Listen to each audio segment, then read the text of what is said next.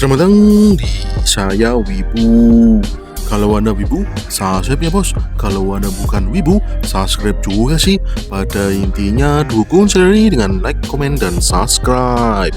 Oke bos, kembali lagi di alur cerita manhwa terbaru, yaitu terisekai menjadi petani di Dungeon Tower. Di dunia Dungeon Tower sekarang sedang gawat karena saat ini Dungeon Tower diserang belalang merah yang memakan segala hal di depan mereka, dan para petinggi guild mulai membuat rencana untuk mencegah belalang merah itu untuk menguasainya. Dan oke, seperti apa kisah selanjutnya dari Park Sejun? Kita langsung aja lah di capcus. Dan oke, scene kembali berpindah ke Park Sejun. Saat ini Sejun sedang panik, soalnya ia kehilangan sesuatu yang penting.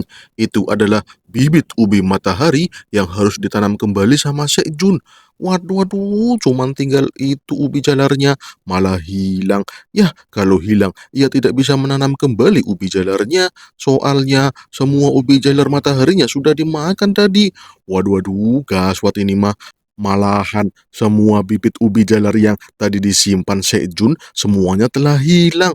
Padahal ia tadi taruh di tumpukan daun bawang biar mereka tidak terkena panas matahari gitu ya. Tapi malah semuanya hilang. Apa jangan-jangan ke bawah sama daun bawang yang diambil sama Theo ya? Waduh dah tuh kucing, gak hati-hati ambil barang. Awas saja kalau bener, biar aku potong jatah makannya. Yah adalah tunggu aja si Theo pulang. Kemudian muncul notifikasi, itu adalah toko benih.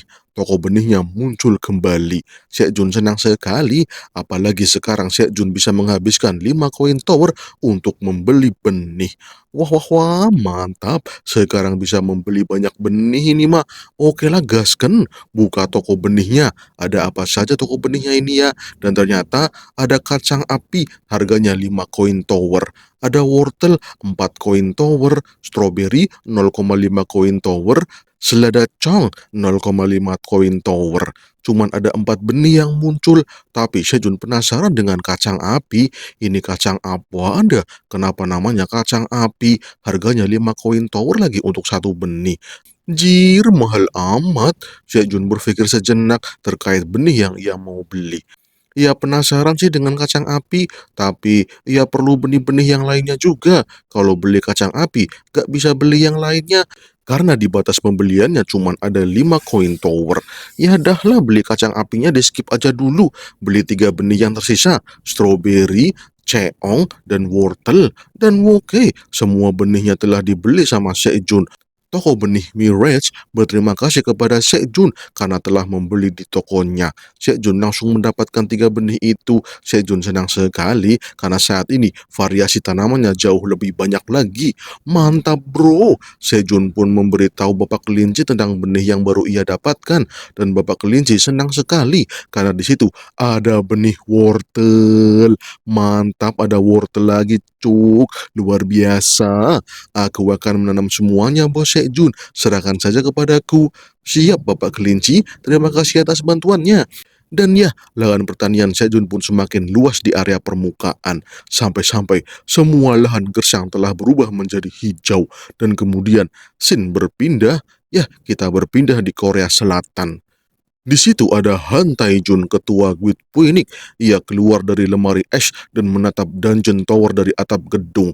Ia senang sekali bisa keluar dari gedung. Semua ini berkat tomat cherry yang memberinya sedikit tenaga untuk menghalau kutukan api.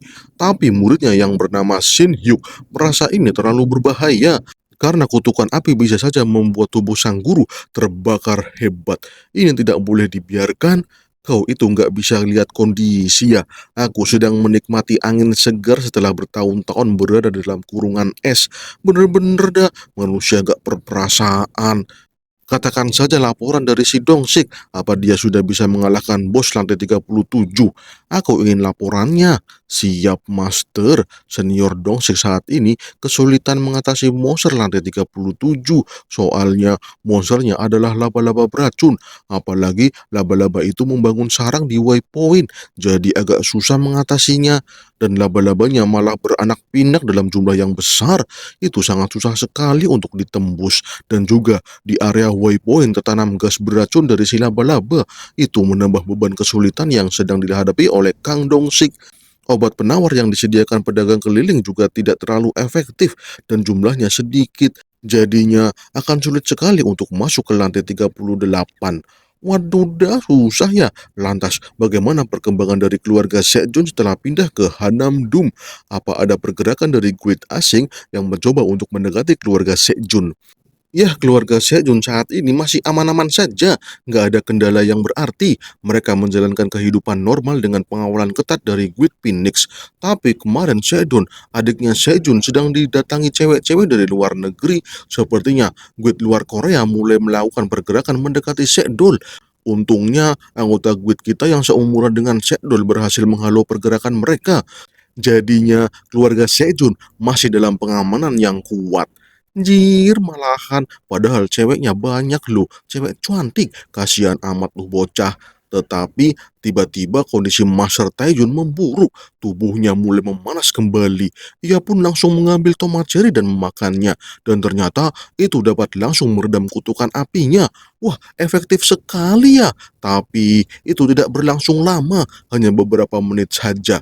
Aku harus kembali ke lemari es itu supaya tomat cherryku gak cepat habis. Yang penting, Guild Phoenix harus cepat mencari keberadaan Park Sejun. Kita harus membawanya ke Korea karena masa depan negeri ini akan berubah jika di hadapan Park Sejun.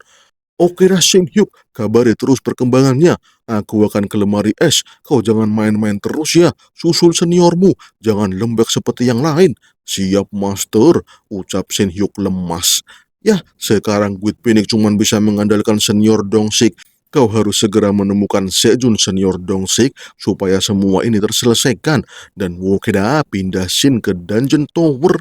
Saat ini Dongsik sedang melawan monster di lantai 37. Ia berusaha keras untuk mengalahkan monster itu supaya ia bisa masuk ke lantai selanjutnya. Tapi monster laba-laba yang ia lawan sangat kuat. Posisinya benar-benar susah untuk maju dengan cepat. Monsternya terlalu OP untuk Dongsik. Dan ternyata party Dongsik juga mengalami kesulitan yang sama. Mereka kesulitan mengalahkan laba-laba yang sedang menyerang mereka. Dan karena susah, Dongsik pun menyuruh rekan partinya untuk mundur. Mundur terlebih dahulu, jangan dipaksakan. Awas ketua di belakangmu, teriak anggota Dongsik dan ternyata ada laba-laba besar yang menyerang Dongsik dari belakang. Dongsik telat menyadarinya dan serang. Suha langsung menghadang laba-laba yang menyerang Dongsik. Ia menahan serangan itu dengan pisau miliknya. Tapi sayangnya Suha terkena serangan si laba-laba. Ia terkena racun. Suha mendorong laba-laba itu supaya menjauh dan ia langsung mengambil pedang elemennya dan cerot. Ditubles dah si laba-laba, laba-labanya pun modar. Ambruk dah laba-labanya. Cepat tolong Suha, dia terkena racun. Cepat-cepat, teriak Dongsing kepada anggota lainnya. Dan ya, Suha pun ditolong dengan sihir permurnian, tapi racunnya tidak mau menghilang. Racun itu tetap menyerang tubuh Suha. Dah apes banget, penawar racunnya yang disediakan sudah habis. Dongsik panik karena mereka harus membeli penawar racun di pedagang keliling yang ada di area tunnel. Waduh gaswat, ini terlalu jauh. Tiba-tiba ada Theo muncul. Ia menyapa Dongsik dan teman-temannya. Theo bertanya, kenapa Dongsik ada di sini? Ini kan bukan area perdagangan. Waduh, maaf Bang Theo, aku sedang kesulitan ini. Suha terkena racun. Apa kau punya obat penawar? Apa kau menjualnya Bang Theo? Ditanya seperti itu, Theo langsung berdiri di atas Suha. Jir, tuh lagi sekarat malah ditindih. Tapi Theo memeriksa Suha dengan teliti. Ia merasa ini cuma racun biasa, nggak mematikan. Ini mah racun cemen. Aku punya penawarnya. Sebentar ya, saya ambil dulu. Nah ini dia. Ini adalah daun bawang yang bisa dijadikan sebagai penawar racun. Namanya adalah daun bawang detoksifikasi. Walah, daun bawang detoksifikasi. Apa Anda tuh? Itu cuma daun bawang doang. Apa benar bisa menjadi penawar racun? Dongsik dan teman-temannya jadi bingung dengan penawaran dari si Theo. Dongsik pun membaca status dari daun bawang itu. Dan ternyata bener, daun bawang ini memiliki efek penawar racun. Wah, bagus ini mah. Dongsik pun memberikan daun bawang itu kepada Suha. Suha disuruh untuk memakannya. Suha pun memakannya. Dan setelah dimakan, jeng Jir langsung on. Suha tiba-tiba langsung merasa baikan. What the hell, cepet amat efeknya. Terima kasih Theo, terima kasih. Kau memang kucing keberuntungan. Berkatmu, aku bisa selamat. Terima kasih Bang Theo, terima kasih. Ucap Suha sambil memeluk Theo. Kau sudah baikan kan Suha? Sekarang bayar 5 koin tower. Itu harga untuk daun bawangnya. Jir, Suha jadi ngelak ditagih 5 koin tower. Ia malah menarik katanya kalau Theo adalah kucing keberuntungan. Dasar jiwa-jiwa pedagang. Dongsik pun bertanya kepada Theo, apa daun bawang ini mau dijual sama Theo? Soalnya ini terlihat sangat efektif. Kebetulan ia sedang butuh penawar racun yang kuat untuk mengatasi bos lantai 37. Iya memang ini aku jual, kau mau ya?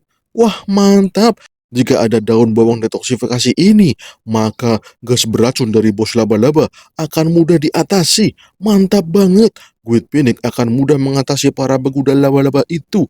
Oke lah Bang Theo, aku akan memborong semua daun bawangnya.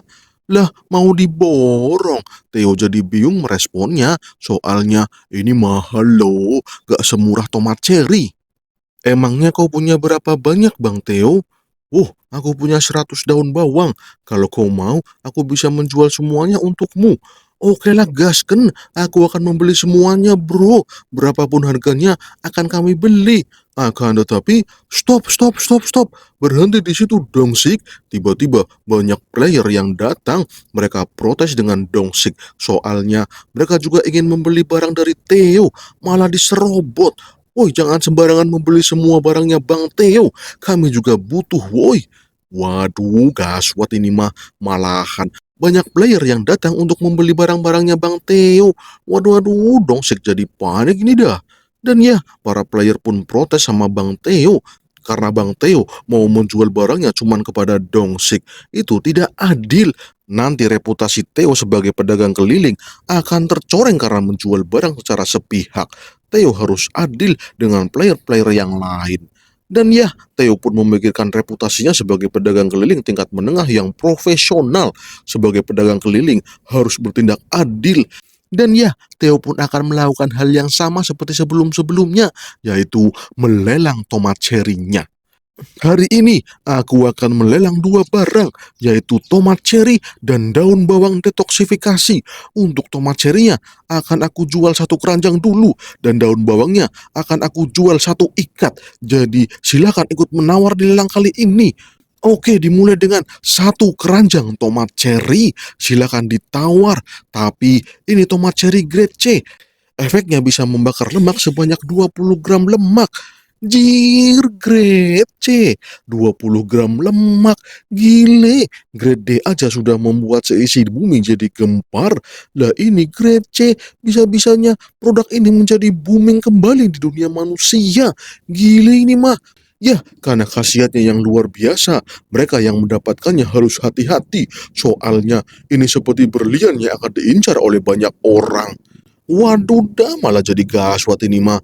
Aku tawar 350 koin tower Theo. Tiba-tiba ada player yang langsung menawar dengan harga tinggi. Player yang lain tidak mau kalah. Mereka menawar lebih tinggi. Sampai-sampai ada yang menawar 700 koin tower. Gile mahal amat. Dan akhirnya lelang pun dimulai dengan keributan para player.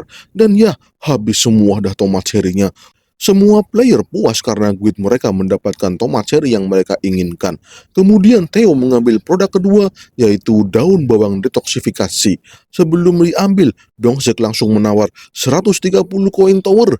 Yang lain langsung menawar 145 koin tower. Dongsek gak mau kalah, ia langsung menawar lagi 155 koin tower.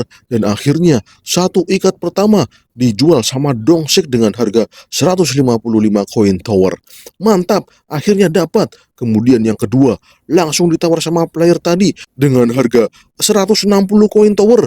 Jir, langsung mahal. Dongsik panik, ia butuh paling tidak 50 daun bawang untuk menyerang bos laba-laba. Ini malah mau diambil player lain, waduh gaswat. Oke, 160 koin tower terjual. Daun bawang selanjutnya, 170 koin tower terjualnya. Selanjutnya, Dongsik langsung menawar 175 koin tower, tapi si player langsung menimpal 180 koin tower. Jir, Dongsik kalah, nggak ada duit cuk. Oke lah, terjual semua. Selamat ya Tuan Swordman, Anda mendapatkan semua daun bawang detoksifikasinya. Waduh dah, Dongsik cuma dapat satu ikat doang. Ini mah kurang untuk menangani gas beracun dari bos laba-laba. Waduh dah, gagal maning son. Aku pergi dulu ya Dongsik, aku menunggumu di lantai 38. Selamat tinggal ya. Jir, malahan diledek. Jangan lama-lama ya menyusul kami. Gak enak juga ya kalau guide kami satu-satunya yang berdiri di lantai 38. Ho ho ho ho. Yah, malahan diledek habis-habisan. Dan ya, partai Dongsik pun kecewa karena mereka tidak berhasil mendapatkan daun bawang yang sesuai kebutuhan. Akhirnya, mereka menunda dulu pergi ke lantai 38. Waduh dah, malahan tertunda dulu. Tapi tiba-tiba Sua mengatakan kalau Bang Teo mau ketemu sama Pak Dongsik. Katanya mau berbicara tentang Pak Sejun. Wah, oke lah kalau begitu. Dongsik pun menemui Teo di tempat yang tertutup. Theo bertanya kepada Dongsik terkait keluarga Sejun. Bagaimana keadaan keluarga Sejun sekarang? Apa ada masalah baru? Aman, aman, aman. Keluarga Park Sejun sudah dipindahkan ke wilayah Hanam. Itu adalah wilayah yang dikelola oleh Guild Phoenix. Jadi sekarang keluarga Sejun aman sentosa. Kami juga melakukan pengawalan selama 24 jam nonstop. Jadi jangan khawatir, keluarga Sejun sudah aman 1000%. Ya, karena kepanjangan, Theo pun menulis apa yang dikatakan oleh Dongsik. Ia perlu menulisnya supaya tidak lupa, biar Bos Sejun nggak banyak tanya juga. Jadi tinggal dibaca doang. Kemudian Theo mau memberikan hadiah kepada Dongsik. Ini adalah hadiah dari Bos Sejun. Tolong terima ya. Dan ini dia hadiahnya, tomat cherry dan juga daun bawang detoksifikasi. Wanjir, Dongsik kaget. Akhirnya ia mendapatkan daun bawang detoksifikasi yang ia inginkan. Mantap, ada 5 ikat lagi. Itu artinya ada 50 daun bawang. Wah, sip dah, mantap. Dengan ini, ia dan partinya bisa melawan bos laba-laba. Ini rahasianya, jangan sampai manusia yang lain tahunya. Ini cuman ucapan terima kasih atas pengawalan keluarga Sejunnya. Jangan sampai tersebar luas ya nya. Oke, siap Bang Theo. Kami dari Guild Phoenix akan berjuang ekstra ketat demi keselamatan keluarga Sejun. Mau bagaimanapun, Tuan Sejun adalah talenta terbaik dari Korea Selatan. Kami akan selalu menunggu kedatangan dari Tuan Pak Sejun. Oke nya, sebelum pulang, aku punya item rahasianya. Ini item yang belum pernah aku keluarkannya. Apa kau tertariknya? Walah, item rahasia. Dongsik jadi penasaran, tapi sayangnya Shin pun berpindah. Kembali ke pertanian Sejun, terlihat ada batu bata yang sedang disusun dan ternyata itu para minotaur yang sedang membangun rumah dengan batu bata yang telah dibuat sama si Pimik dan Pipik. Ada juga minotaur yang membersihkan kayu supaya lurus. Wah, sepertinya mereka menjadi kuli bangunan itu dah. Wah, wah, wah, mantap. Dan di situ ada Sejun yang sedang melihat rumah barunya, ditemani sama Pimik sebagai mandor proyek. Mereka mengawasi kerja dari para minotaur supaya tidak salah dalam membangun rumahnya Bos Sejun. Sejun kaget karena ini kan baru sehari ya setelah Pimik membangun batu bata. Lah, malah sudah jadi. Hebat bener ini. Si Pimik ya hebat banget. Ini semua berkat bantuan para minotaur. Mereka kerjanya sangat cekatan dan menurut-nurut. Jadinya lebih mudah untuk membangun bangunan dengan mereka. Kita perlu mendiskusikan interiornya Bos Sejun. Anda bisa masuk lebih dulu untuk melihat setiap ruangan yang Anda butuhkan. Aku akan membuat setiap furniturnya Bos Sejun. Dan oke, Sejun pun melangkah maju menuju rumah barunya. Keeng juga ingin masuk. Ia mau melihat rumah barunya Ayah Sejun. Ia pun berjalan menuju rumah Ayah Sejun.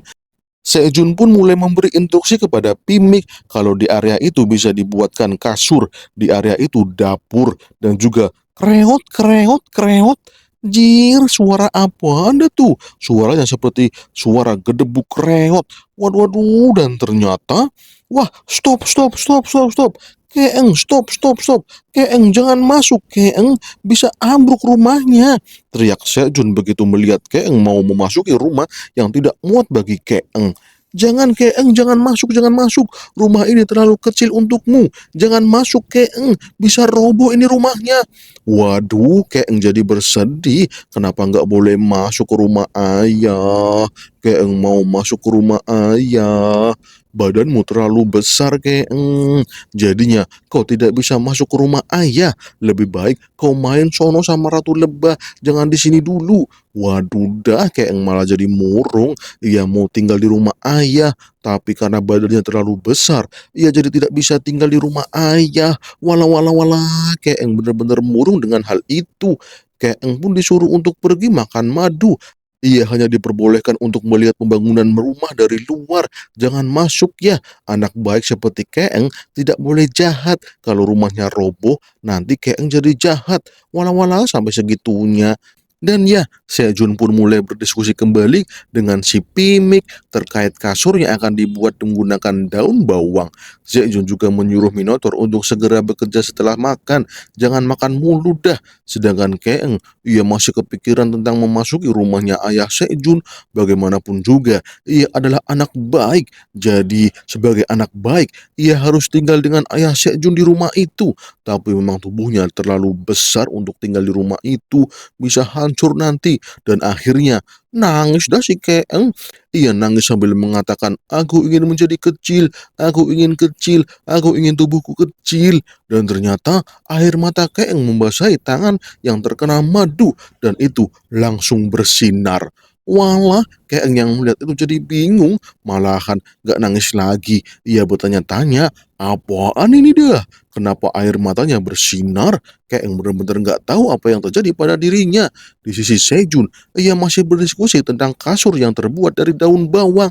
Pimik mengatakan kalau kasur dari daun bawang itu terlalu keras Bos Sejun, gak bagus untuk Bos Sejun. Pimik akan mencari cara lain untuk membuat kasur untuk Bos Sejun. Tapi ada suara keras yang memanggil Sejun, "Ayah Sejun, ayah Sejun, ayah Sejun." Walah itu kan si Keeng, dan tuh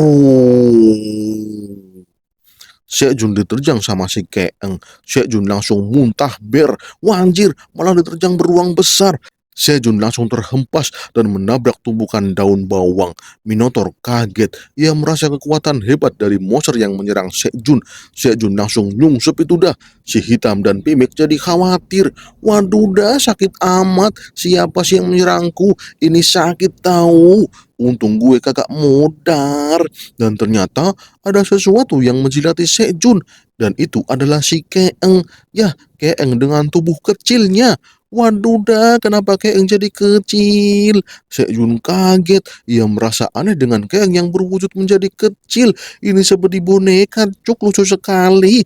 "Ayah, ayah, ayah, aku jadi kecil, ayah. Aku sudah jadi kecil, aku bisa masuk ke rumah ayah. Dan juga ayah, part ini telah selesai karena bersambung." Waduh dah, malah bersambung. Oke kawan-kawan semuanya, terima kasih sudah mau menonton saya Wibu, tempatnya alur cerita manhwa terbaru. Oke bos, jangan lupa like, komen, dan subscribe. Siap, terima kasih, salam cus.